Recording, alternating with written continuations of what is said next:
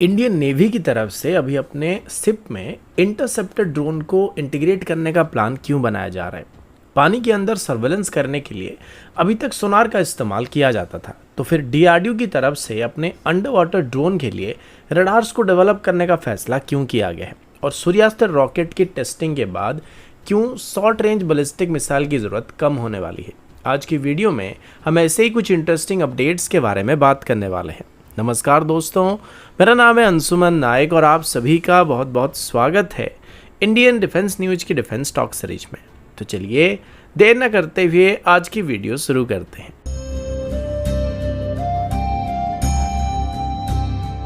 आज की पहली अपडेट इंडियन नेवी के नए ship launched interceptor drone programme और फ्यूचर नेवल वॉरफेयर डॉक्ट्रिन की तरफ से है। रिपोर्ट्स के मुताबिक इंडियन नेवी अभी अपने फ्रंटलाइन वॉरशिप्स को स्पेशली डिजाइन इंटरसेप्टर ड्रोन से इक्विप करने के बारे में प्लान बना रही है। सिंपल भाषा में बोला जाए तो अभी फ्यूचर नेवल बैटल्स में एनिमी के चीप ड्रोन और लॉटरिंग मुनिशन को डिस्ट्रॉय करने के लिए अभी भारत को $1 मिलियन वाले हमारे बैरकेड या VLSR SAM को इस्तेमाल नहीं किया जाएगा, बल्कि low cost reusable interceptor drone का इस्तेमाल किया जाएगा। अभी मॉडर्न वॉरफेयर में ड्रोन स्वाम एक बहुत बड़ा थ्रेट बन चुके हैं, क्योंकि कंपैरेटिवली सस्ते ड्रोन भी एक्सपेंसिव वॉरशिप्स और नेवल एसेट्स को टारगेट करके डिस्ट्रॉय कर सकते हैं। इस वजह से अभी Indian navy led drone defence architecture build करने की तरफ रैपिडली मूव कर रहा है। रिपोर्ट्स के मुताबिक ये interceptor drones net gun system या काइनेटिक हार्ड किल मैकेनिज्म का इस्तेमाल करने वाले, यानी एनिमी ड्रोन को मिड एयर में फिजिकली डिसेबल या डिस्ट्रॉय किया जाएगा ताकि वो वॉरशिप के क्लोज एयर तक पहुंच ही नहीं पाएंगे। इससे क्लोज इन वेपन सिस्टम और इलेक्ट्रॉनिक वॉरफेयर सिस्टम के ऊपर बर्डन भी काफ़ी कम होने वाला है। अभी इसका सबसे interesting aspect unmanned surface vessel यानी USVs का इस्तेमाल होने वाला है। रिपोर्ट्स के हिसाब से USB launched ISR drone 100 kilometre से भी ज़्यादा के डिस्टेंस पर एनिमी ड्रोन स्वाम को डिटेक्ट और ट्रैक कर सकते हैं। फिर मिडिल लेवल डिफेंसिव लेयर में इंटरसेप्टर ड्रोन उन थ्रेट को न्यूट्रलाइज करने का काम करने वाले हैं। साथ ही इंडियन नेवी सी लॉन्च लॉटरिंग मुनिशन को भी इवेल्युएट कर रहा है, जो कि कोस्टल टारगेट्स और हॉस्टाइल नेवल एसेट के अगेंस्ट में प्रिसीजन स्ट्राइक परफॉर्म कर सकते हैं। कुल मिलाकर देखा जाए तो अभी Indian navy traditional ship based defence से आगे बढ़कर एक fully network centric unmanned naval warfare ecosystem की तरफ रैपिडली मूव कर रहा है, जहां मैंड और अनमेंड प्लेटफॉर्म मिलकर मल्टी लेयर्ड डिफेंस शील्ड को क्रिएट करने वाले हैं। अगला अपडेट डीआरडीओ के नए high endurance autonomous under water vehicle यानी HEAV प्रोग्राम और उसके advance under water surveillance radar system की तरफ से है। डीआरडीओ की तरफ से अभी एक स्पेशल कोलिजन अवॉइडेंस रडार को डेवलप करने की बात सामने आई है, जो कि future autonomous under water drone के लिए बहुत ही क्रिटिकल कैपेबिलिटी प्रोवाइड कर सकता है। सिंपल भाषा में बोले तो अभी भारत ऐसे unmanned under water vehicle develop कर रहा है जो कि होस्टाइल मैरिटाइम जोन में बिना किसी ह्यूमन क्रू के लॉन्ग ड्यूरेशन मिशन को परफॉर्म कर सकते हैं, और इस मिशन को सेफ बनाने के लिए एक एडवांस ऑटोनोमस नेविगेशन रडार को डेवलप किया जा रहा है। अभी normally under water platform sonar system का इस्तेमाल करते हैं, लेकिन डीआरडीओ का ये नया low power expand radar specially surface और नियर सरफेस टारगेट को डिटेक्ट करने के लिए ऑप्टिमाइज किया जा रहा है। यानी कि जब हमारा अंडर वाटर ड्रोन या HEAV पीरियोडिकली सरफेस करेगा तो ये रडार आसपास के शिप्स, बोट्स, बॉयज और चैनल मेकर्स को डिटेक्ट करके सेफ नेविगेशन को प्रोवाइड करने वाले हैं। अभी इसका सबसे खास एस्पेक्ट इसका स्वैप ऑप्टिमाइजेशन सिस्टम होने वाला है, यानी साइज, वेट और पावर कंजप्शन को स्पेशली मिनिमाइज किया गया ताकि लिमिटेड ऑनबोर्ड बैटरी पावर के बावजूद भी लॉन्ग एंड्योरेंस मिशन परफॉर्म किए जा सकेंगे। रिपोर्ट्स के मुताबिक इस रडार में cylindrical slotted web guided antenna का इस्तेमाल किया गया, जो कि 360 डिग्री सिचुएशनल अवेयरनेस प्रोवाइड कर सकते हैं। साथ ही एडवांस डिजिटल बीम फॉर्मिंग और इलेक्ट्रॉनिक स्कैनिंग आर्किटेक्चर की वजह से ये सिस्टम लो पावर कंजप्शन के साथ प्रिसाइज टारगेट ट्रैकिंग भी परफॉर्म कर सकता है। इसमें सिग्नल प्रोसेसिंग और रडार प्रोसेसिंग को एक ही सिस्टम चिप ऑन आर्किटेक्चर में इंटीग्रेट किया गया है, जिससे मिनिएचराइजेशन और कंप्यूटेशनल एफिशिएंसी सिग्निफिकेंटली इंप्रूव होने वाली है। स्ट्रेटेजिक लेवल पर देखा जाए तो ये सिस्टम इंडियन नेवी के future unmanned under water ISR operation के लिए बहुत ही इंपॉर्टेंट होने वाला है, क्योंकि फ्यूचर मैरिटाइम वॉरफेयर में stealthy autonomous under water drones intelligence gathering और सर्वेलेंस मिशन का सेंट्रल पार्ट बनने वाले हैं। अगला अपडेट भारत के प्रोजेक्ट 75I सबमरीन प्रोग्राम और नए सीहेक मॉड 4 हैवीवेट टॉर्पीडो इकोसिस्टम की तरफ से है। अभी भारत के अंडर वाटर वॉरफेयर कैपेबिलिटी में एक बहुत बड़ा स्ट्रेटेजिक शिफ्ट देखने को मिलने वाला है, क्योंकि रिपोर्ट्स के मुताबिक इंडियन नेवी के फ्यूचर जर्मन ऑरिजिन सबमरीन के लिए अभी सीहेक मॉड 4 हैवीवेट टॉर्पीडो को प्राइमरी वेपन के तौर पर सिलेक्ट किया जा सकता है। सिंपल भाषा में बोले तो अभी भारत के नए स्टेल्थ सबमरीन को एक ऐसा एडवांस टॉर्पीडो मिलने वाला है जो कि फ्यूचर अंडर वाटर कॉम्बैट में एनिमी सबमरीन और सरफेस वॉरशिप्स दोनों के लिए बहुत बड़ा थ्रेट बन सकता है।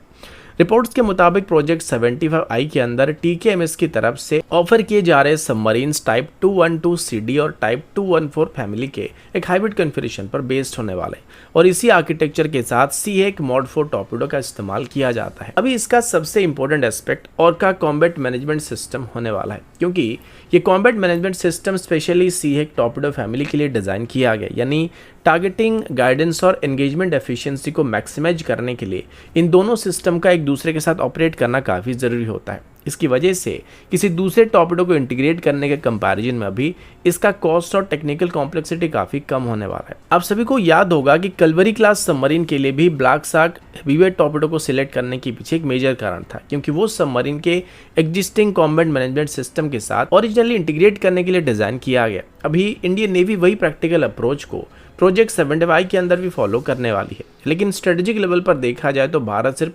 इंपोर्टेड टॉर्पीडो पर डिपेंड नहीं रहने वाली। इस वजह से DRDO की तरफ से डेवलप किए जा रहे तक्षक इंडिजिनस हैवीवेट टॉर्पीडो को भी फ्यूचर में प्रोजेक्ट 75I और प्रोजेक्ट 76 सबमरीन के लिए कॉमन इंडिजिनस सोल्यूशन के रूप में पोजीशन किया जा रहा है। अभी एक और बहुत बड़ा डेवलपमेंट मार्च 2026 में साइन किए गए फुल टेक्नोलॉजी ट्रांसफर एग्रीमेंट होने वाला है, जिसके अंदर अभी Hyderabad based VM technology Bharat में ही C1 मॉड 4 टॉर्पीडो की लोकल मैन्युफैक्चरिंग, मेंटेनेंस और फ्यूचर अपग्रेड्स को हैंडल करने वाली है।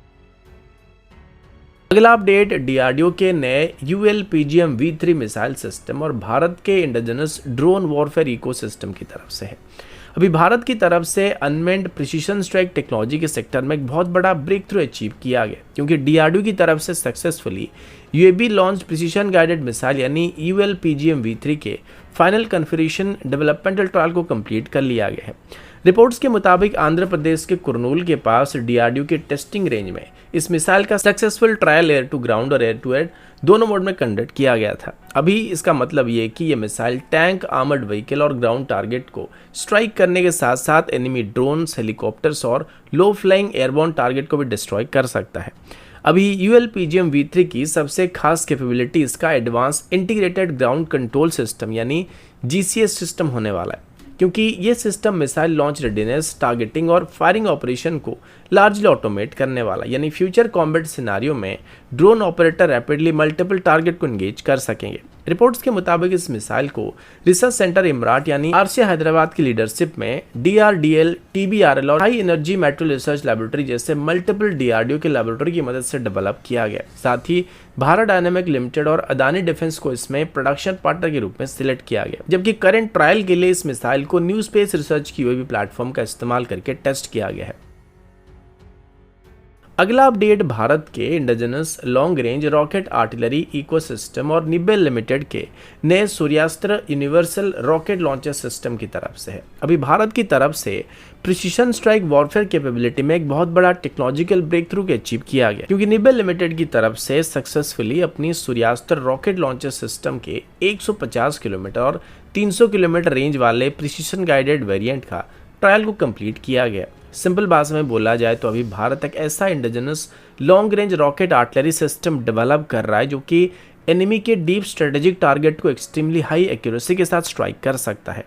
रिपोर्ट्स के मुताबिक उड़ीसा के चांदीपुर के इंटीग्रेटेड टेस्ट रेंज में 18 और 19 मई 2026 को इन सिस्टम का सक्सेसफुल फायरिंग को कंडक्ट किया गया था। अभी इसका सबसे इंपॉर्टेंट एस्पेक्ट इसका एक्सट्रीमली हाई प्रिसीशन लेवल होने वाला है, क्योंकि रिपोर्ट्स के हिसाब से ट्रायल के दौरान 150 किलोमीटर रेंज वाले वेरिएंट ने लगभग 1.5 मीटर का CP अचीव किया है, जबकि 300 मीटर वाला वेरिएंट सिर्फ 2 मीटर का CP अचीव किया है। सिंपल भाषा में बोला जाए तो अभी इतनी लॉन्ग डिस्टेंस पर भी यह रॉकेट टारगेट को ऑलमोस्ट डायरेक्ट हिट के साथ एंगेज कर सकते हैं, जो कि normally advance tactical missile system में भी देखने को नहीं मिलता है। अब स्ट्रेटेजिक लेवल पर देखें तो 300 किलोमीटर क्लास की रॉकेट कैपेबिलिटी इंडियन आर्मी के लिए बहुत ही इंपॉर्टेंट माना जा रहा है, क्योंकि इसकी मदद से फ्यूचर बैटलफील्ड में enemy command centre, radar station, logistic hubs और ट्रूप कंसंट्रेशन एरिया को बॉर्डर के बहुत ही अंदर से ही प्रिसीशन स्ट्राइक के थ्रू डिस्ट्रॉय किया जा सकता है, और इसके लिए हमें बैलिस्टिक मिसाइल का इस्तेमाल करने की जरूरत नहीं पड़ने वाली है।